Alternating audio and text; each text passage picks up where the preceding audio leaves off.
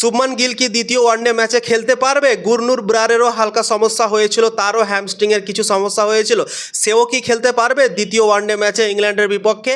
সব কিছু নিয়েই এই ভিডিওতে আলোচনা করব, তো ভিডিওকে লাস্ট অবধি দেখতে থাকো। 14 তারিখে প্রথম ম্যাচ হলো এবং সেই ম্যাচটাতে আমাদের দুটো প্লেয়ারের সমস্যা হয়েছিল। শুভমান গিল ব্যাটিং করার সময় অনেক সমস্যা হয়ে গিয়েছিল, তার হ্যামস্ট্রিংয়ের চোটের সমস্যা হয়ে গিয়েছিল। 75 বলে 80 রান করে মাঠ ছেড়ে সে প্যাভিলিয়নে ফিরে গিয়েছিল, সেঞ্চুরি মিস হয়ে গেল তার। বন্ধুরা, কালকে যদি শুভমান গিলের সমস্যা না হতো তাহলে সেঞ্চুরি পাক্কা ছিল, সেঞ্চুরি অবশ্যই শুভমান গিলের আমরা দেখতে পেতাম। কিন্তু আনফর্চুনেটলি শুভমান গিলের চোট হয়ে গিয়েছিল এবং চোটের জন্য বেশিক্ষণ আর সে টিকতে পারলো না মাঠের মধ্যে এবং তাকে ছেড়ে যেতে হলো মাঠের বাইরে। বন্ধুরা, এবং সবাই ভয় পেয়ে গিয়েছিল কি শুভমান গিল কি দ্বিতীয় ম্যাচে ফিট হবে, কেননা প্রথম ম্যাচ আর দ্বিতীয় ম্যাচের মধ্যে মাত্র একদিন গ্যাপ আছে। বন্ধুরা, 14 তারিখে প্রথম ম্যাচ হয়েছে এবং 16 তারিখে আবার ম্যাচ আছে, দ্বিতীয় ওয়ানডে ম্যাচ, এবং এই কম সময়ের মধ্যে কি শুভমান গিল ফিট হতে পারবে?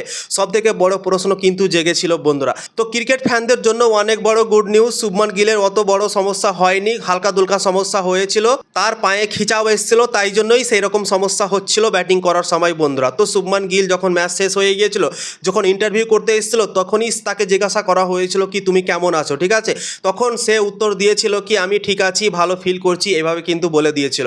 তো শুভমান গিলের এখন পর্যন্ত কোনো খারাপ রিপোর্ট আসেনি, খবর আসেনি কি শুভমান গিল কালকের ম্যাচে হয়তো অ্যাভেলেবেল থাকবে কি থাকবে না। তো আমার মনে হয় শুভমান গিল অবশ্যই দ্বিতীয় ওয়ানডে ম্যাচে খেলবে। বন্ধুরা, কোনো সমস্যা হবে না শুভমান গিলের। যেভাবে আমরা দেখলাম তাকে কথাবার্তা বলতে ইন্টারভিউ করার সময়, মনে হচ্ছে না কি খুব একটা বড় সমস্যা তার হয়েছে। এবং যখন ম্যাচটা শেষ হয়ে গেল, হাত মিলাবার জন্য ইংল্যান্ডের প্লেয়ার আর ভারতের প্লেয়ার যখন আমরা সামনে আসছিল, তখন শুভমান গিল ভালোভাবে হেঁটে আসছিল, তার কোনো সমস্যা হচ্ছিল না, নেংড়ে হাঁটছিল না, কোনো কিছু সমস্যা হচ্ছিল, একদম দারুণভাবে সে হেঁটে আসছিল। তো আমার মনে হয় শুভমান গিল পুরোপুরিভাবে ফিট আছে। বন্ধুরা, কোনো সমস্যা আশা করছি হবে না, শুভমান গিল অবশ্যই কালকে খেলতে পারে দ্বিতীয় ওয়ানডে ম্যাচে। দ্বিতীয় সমস্যা হয়েছিল আমাদের গুরনুর ব্রারের। গুরনুর ব্রার কালকে খেলছিল ম্যাচ এবং অসাধারণভাবে বল করেছিল, ইংল্যান্ডের দুই ওপেনারকে সে আউট করে দিয়েছিল এবং গুরনুর ব্রার কালকে জবরদস্তভাবে বল করলো। কিন্তু লাস্ট মুহূর্তে গিয়ে গুরনুর ব্রারেরও সমস্যা হয়ে গিয়েছিল। শুভমান গিলের যে সমস্যাটা হয়েছিল, গুরনুর ব্রারেরও সেই সমস্যাটা হয়েছিল। বন্ধুরা, প্রায় 8-9 ওভার যখন তার হয়ে গিয়েছিল, তখন তার এই সমস্যাটা দেখা দিয়েছিল মাঠের মধ্যে, আমরা দেখেছিলাম। তো গুরনুর ব্রারেরও একই কাহিনী আছে। বন্ধুরা, কোনো খারাপ রিপোর্ট তার বেরিয়ে আসেনি। তো আশা করছি শুভমান গিল আর গুরনুর ব্রার দ্বিতীয় ম্যাচেও অ্যাভেলেবেল থাকবে ম্যাচ খেলার জন্য। বন্ধুরা, তো টিম ইন্ডিয়ার জন্য কত বড় এটা গুড নিউজ তোমরা একবার ভাবতে পারো। শুভমান গিল ভারতের দলের জন্য এখন অনেক ইম্পর্টেন্ট প্লেয়ার, সে অসাধারণ ফর্মে এখন ক্রিকেট খেলছে। বন্ধুরা, লাস্ট 6 ওডিআই ম্যাচে 4টাতে 50 করেছে, একটা 100 করেছে 6টা ম্যাচের মধ্যে। বন্ধুরা, তো 5টা ম্যাচই ভালো ইনিংসে খেলেছে।